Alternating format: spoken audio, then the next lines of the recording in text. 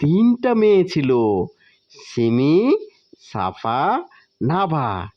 তো নাভা অনেক রাজ্য ছিল রাজার।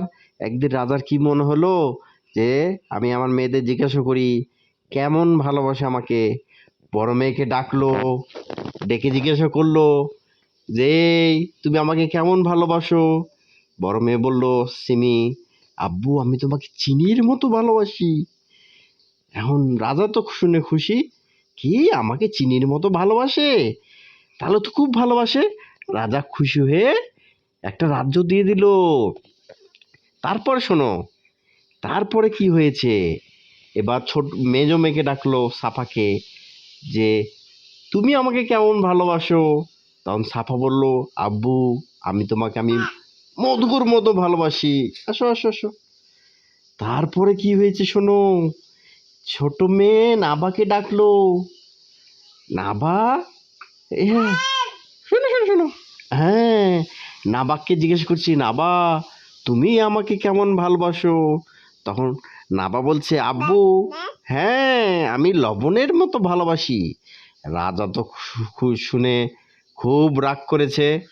হ্যাঁ, তারপরে বলছে, তুমি আমাকে লবণের মতো ভালোবাসো, তুমি আমাকে তাহলে ভালোবাসো না, লবণ তো ভালো জিনিস না, লবণ খেতে পারে না মানুষ বেশি। দিয়ে রাগ করে জঙ্গলে পাঠিয়ে দিল ছোট মেয়েকে।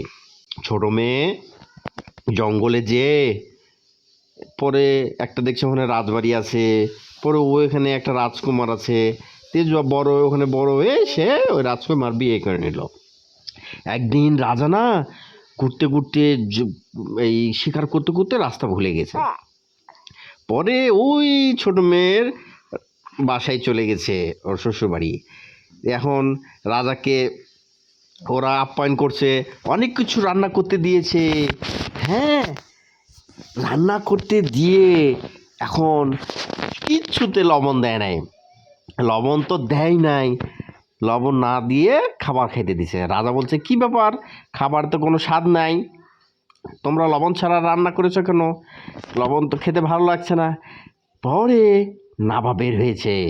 নাভা বলছে, কেন বাবা, আমি তোমার মেয়ে, আমি তোমাকে বলেছিলাম আমি লবণের মতো ভালোবাসি, দেখছো লবণের কত প্রয়োজন, লবণ ছাড়া কোনো খাবার রান্না হয় না, সুন্দর হয় না, ভালো হয় না, তুমি আমার কথা সেদিন বুঝতে পারোনি। পরে রাজা ফুল বুঝতে পেরেছে। তারপর কি করেছে, নাভাকে বুকে জড়িয়ে ধরে ওদের নিয়ে গেছে, দিয়ে আমার গল্প শেষ হয়ে গেছে।